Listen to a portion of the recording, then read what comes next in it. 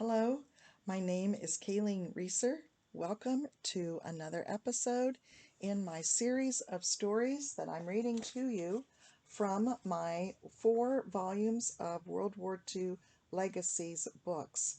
Today's story will be taken from book 3 in that series.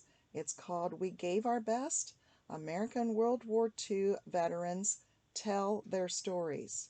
And today's story is about Eugene Cogan, who served in the Army in Europe. On June 6 of 1944, Eugene Cogan of Avilla, Indiana, prepared to lead Allied troops down the gangplank of a military vessel onto Omaha Beach. He had been chosen as first scout due to his excellent marksmanship skills, but the position left him vulnerable due to enemy fire from the Germans. Cogan, who was 21, felt confident carrying his 1903 Springfield scope rifle. "I was a good shooter and didn't think about dying," he said. A few hours earlier, he and other members had sailed from England across the English Channel to begin a major Allied invasion of Europe at Omaha Beach. As Cogan and thousands of other Allied troops crossed the mine-ridden quarter-mile stretch of beach, filled with dead and wounded bodies under enemy fire, they struggled to survive. Though Operation Overlord had been kept top secret and the Germans were seemingly unprepared, their aggression was strong. Several weeks of fighting passed before Allied troops could secure the Normandy region. We GIs shared food with the residents of the village of Carentan who were hungry. I'm sorry if I mispronounced that, he said. Cogan had been born in 1922 in Kendallville, Indiana. After graduating from Avilla High School in 1941, he worked at a machine shop in Mishawaka at 50 cents an hour before being drafted in February of 1943. Cogan completed 11 weeks of basic training at Camp Walters in Texas before being assigned to B Company, 115th Infantry Regiment, 29th Division. In spring of 1944, he and 16,000 other troops boarded the prestigious Queen Elizabeth, converted to a troop ship, at New York City. After landing at Plymouth, England, the troops completed 25-mile hikes and practiced landing on Britain's Slapton Sands. The coast there was similar to France's, he said. Scuttlebutt said the training was for a European invasion, though soldiers were given no idea where or when it would take place. They trained at night using rope ladders to transfer from large ships to smaller Higgins boats. The only things that were different from rehearsal and the real thing, he said, was that we had no opposition and no live ammunition. On June 5th, the troops moved to Portsmouth, where they were finally told their mission. They would hit France's Normandy beaches the next day. The night before the invasion, troops were ordered to write letters to their families.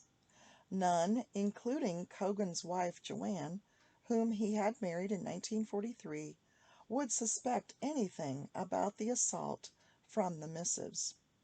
Mail censors deleted any mention of our location and the subsequent battle, he said. After securing the coast, the Allies began slowly moving inland. One day, while patrolling through an orchard on a steep bluff in the Normandy region, Cogan was shot in the back. He fell unconscious. Upon wakening, he saw bodies of fallen comrades.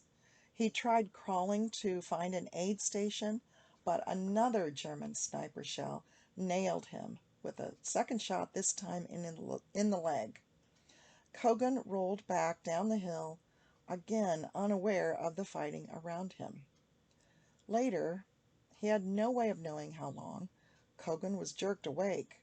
He was alarmed to see faces above him, but thankfully they belonged to men from his unit. They had returned to retrieve dog tags from dead soldiers, he said. Cogan was placed on a stretcher on the hood of a Jeep and taken to a field hospital, where he received care before being flown to an Allied hospital near Liverpool, England. The bullet to his back only grazed him, but his left leg was broken. Private First Class Cogan spent several months at a hospital at Fort Benjamin Harrison in Indianapolis. He was awarded a Purple Heart for sustaining injuries during combat.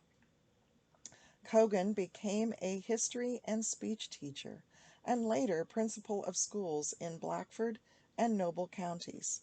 He and Joanne became parents to 3 children. He participated with Honor Flight of Northeast Indiana. In 2013, Cogan accepted an invitation to represent the 29th Division at a D-Day celebration in the village of Carrington. When his name was added to a plaque unveiled in remembrance of the invasion and on a section of road in the village, he was thrilled.